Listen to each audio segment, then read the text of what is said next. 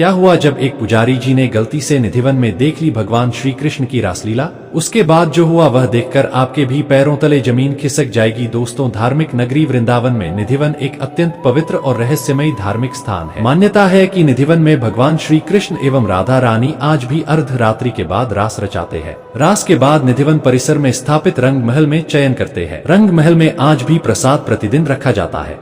शयन के लिए पलंग लगाया जाता है। सुबह बिस्तरों को देखने से प्रतीत होता है कि यहाँ निश्चित ही कोई रात्रि को विश्राम करने आया तथा प्रसाद भी ग्रहण किया है। दोस्तों, आइदन निधिवन में कई सारी चमत्कारी घटनाएं होती रहती है।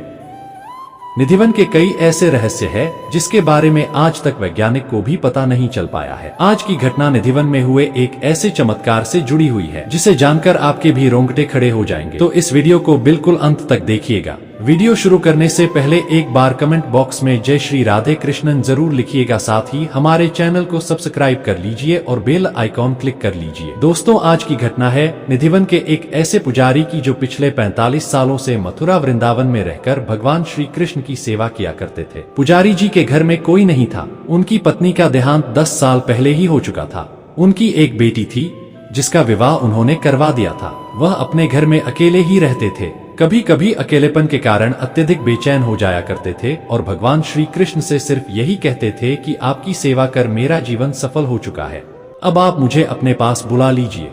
ये पुजारी मथुरा वृंदावन के सबसे पुराने पुजारियों में से एक थे और इनकी उम्र भी काफी हो चुकी थी। पुजारी की उम्र ज्यादा हो जाने के कारण उन्हें रात में ठीक से नींद भी नहीं आती थी और कभी कभी तो नींद में ही चलने लगते थे। एक दिन पुजारी जी अपने घर पर आराम कर रहे थे। देर रात आदत के अनुसार वे नींद में ही चलने लगे। चलते चलते पुजारी जी निधिवन पहुंच गए। जब पुजारी जी निधिवन पहुंचे तो वहां पर उन्होंने भगवान श्री कृष्ण को रास लीला करते हुए देख लिया। दोस्तों, यहाँ पर रास लीला उसे कहते हैं जब पूर्णिमा की रात भगवान श्री कृष्ण गोपियों के साथ खूब झूमते, गाते और नाचते हैं। जब पुजारी जी ने यह दृश्य देखा तो वह अत्यंत प्रसन्न हुए और खुशी से झूमने लगे और कुछ देर बाद वह वापस अपने घर लौट आए। सुबह जब पुजारी जी उठे तो उन्हें आभास हो रहा था कि उन्होंने सपने में भगवान श्री कृष्ण को रासलीला करते हुए देखा। उन्हें तो मालूम ही नहीं था कि वह स्वयं भगवान श्री कृष्ण के दर्शन करके आ रहे हैं। पुजारी जी जब मंदिर पहुंचे तो उन्होंने सभी को इस बारे में बताया।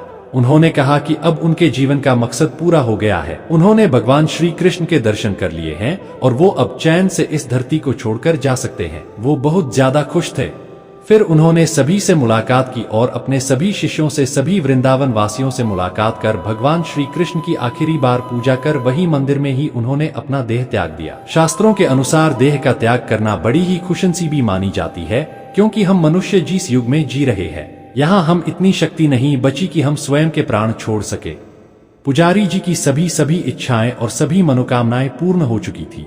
उनकी आखिरी इच्छा थी कि वह साक्षात भगवान श्री कृष्ण के दर्शन करें और उन्होंने कर लिए थे तथा उन्होंने खुशी खुशी अपने प्राण त्याग दिए थे और हमेशा हमेशा के लिए भगवान श्री कृष्ण में लीन हो गए। इस घटना के बाद पूरे वृंदावन में इन पुजारी की चर्चा होने लगी। इसीलिए माना जाता है कि कोई भी मनुष्य अपने आखिरी समय में भगवान को याद कर लेता है, यह भगवान का नाम ले लेता है तो उसे मुक्ति मिल जाती है।